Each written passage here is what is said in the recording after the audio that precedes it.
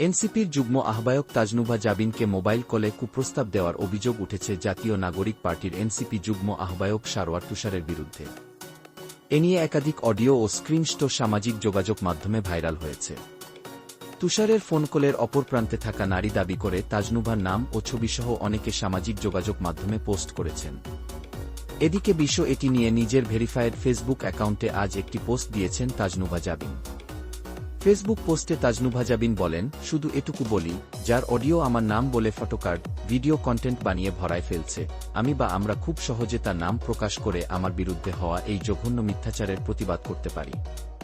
আমরা তার নাম পাল্টা প্রকাশ করা থেকে বিরত থাকছি।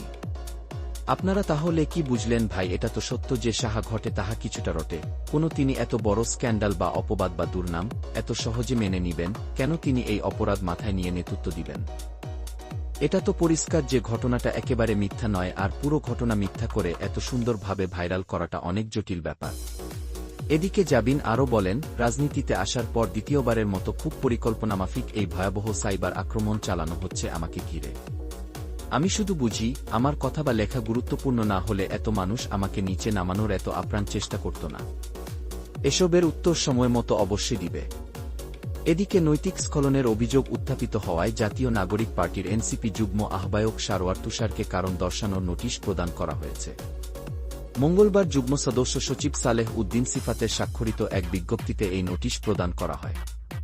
বিজ্ঞপ্তিতে বলা হয়, নৈতিক স্খলনের অভিযোগ উত্থাপিত হওয়ায় উক্ত বিষয়ে আপনার সুনির্দিষ্ট অবস্থান ও ব্যাখ্যা আহ্বায়ক মোহাম্মদ নাহিদ ইসলাম ও সদস্য সচিব মোহাম্মদ আক্তার হোসেন জানতে চেয়েছেন।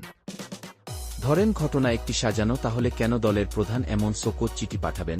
কেন তুষারকে সকল কাজ থেকে বিরত থাকতে দলীয়ভাবে বলা হলো? আপনারা যারা এনসিপিতে আছেন আপনারা কি মনে করেন দেশের জনগণ কিছুই বোঝে না?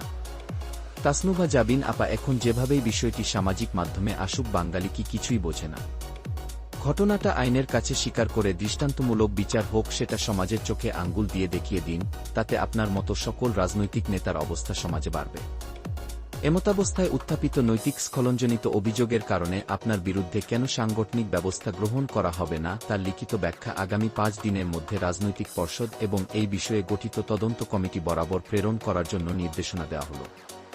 আগামী 5 দিনের মধ্যে তাকে অভিযোগের বিষয়ে লিখিত ব্যাখ্যা দিতে বলা হয়েছে। পাশাপাশি বিষয়টি নিষ্পত্তি হওয়ার আগ পর্যন্ত সারওয়ার তুষারকে এনসিপির সব সাংগঠনিক কার্যক্রম থেকে বিরত থাকতে বলা হয়েছে।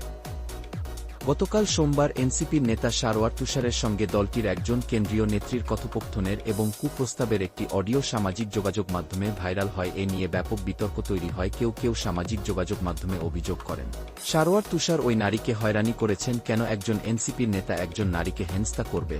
তবে দলটির একাধিক সূত্র জানিয়েছে, ছড়িয়ে পড়া ওই অডিওর ফলে তীব্র বিতর্কের কারণেই তাকে কারণ দর্শাতে বলা হয়েছে। এনসিপির পক্ষ থেকে কারণ দর্শানোর নোটিশ প্রকাশের মিনিট 10 পর প্রথম আলো পক্ষ থেকে সারওয়ার তুষারের সঙ্গে যোগাযোগ করা হয়। তিনি দাবি করেন, সামাজিক যোগাযোগ মাধ্যমে যে ট্রায়াল হয়েছে বা হচ্ছে, সেটা তার কাছে খুবই পরিকল্পিত ও উদ্দেশ্যপ্রণোদিত। এদিকে আবার সারওয়ার তুষার বলেন, দলের কাছে কেউ লিখিত অভিযোগ করেননি। দলীয় শোকজ পাওয়ার পরেও কিভাবে অস্বীকার করছে নেতা তুষার?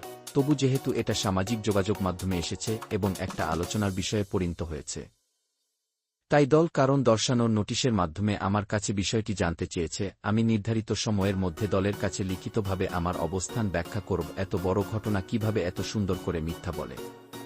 আপনারা কমেন্ট লিখে জানিয়ে দিন, এদেরকে দেশের কে নেতা মানবে? দেশ এমন নেতাকে কিভাবে মেনে নিবে? এরা দেশের জন্য কি উপকারে আসবে? আপনারা কষ্ট করে কমেন্ট লিখুন। আর আপনারা এখনো যারা সাবস্ক্রাইব করেন নাই, আপনারা আর দেরি না করে কুইক কষ্ট করে সাবস্ক্রাইব করুন।